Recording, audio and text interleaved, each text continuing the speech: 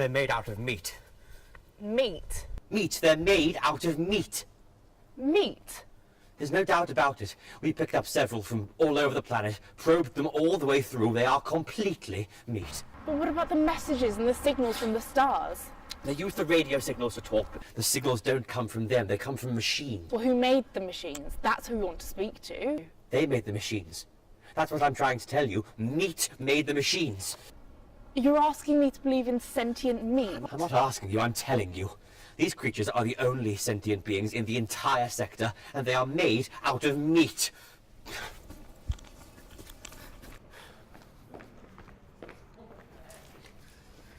Okay, so maybe they're like the Orphalai. You know, a carbon-based life form that goes through a meat stage. No, they're born meat and they die meat.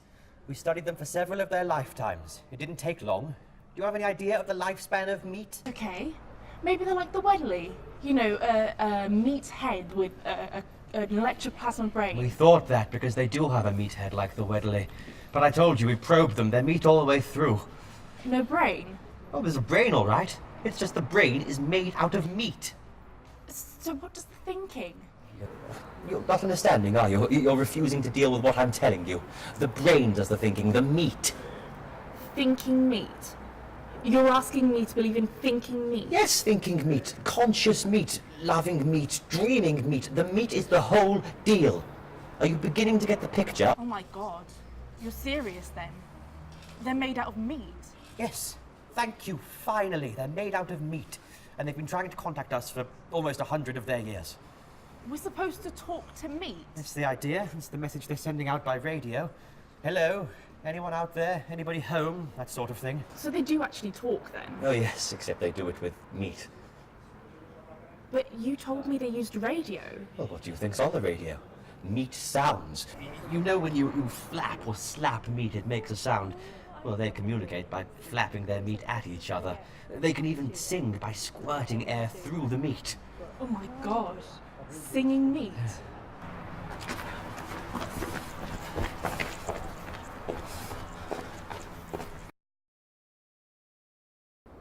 So, what does this meat want? Well, first it wants to talk to us. Then I imagine exploring the universe, contacting other sentiences, swapping ideas and information, the usual. And what would you advise? Officially or unofficially? Both. Officially, we are required to contact, welcome and log in all sentient races and multi-beings in this quadrant of the universe without prejudice, fear or favour. And unofficially? I advise we erase the records and forget this whole thing. I'm glad you said that. But will this work?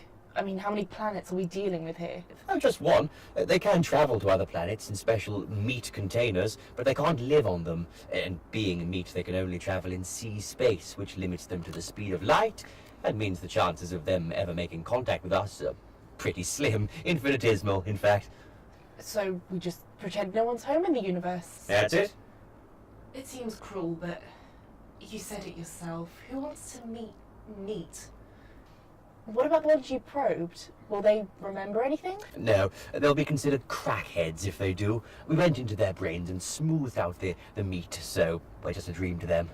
A dream to meet. How strangely appropriate. And we mark the entire sector unoccupied. Good. Case closed. So, is there anything else? Anything interesting on this side of the galaxy? Yes, a rather shy but sweet hydrogen core cluster intelligence in a Class 9 star in the G445 sector. They got in contact a couple of galactic rotations ago and they want to be friendly again. They always come around. Yes, and why not?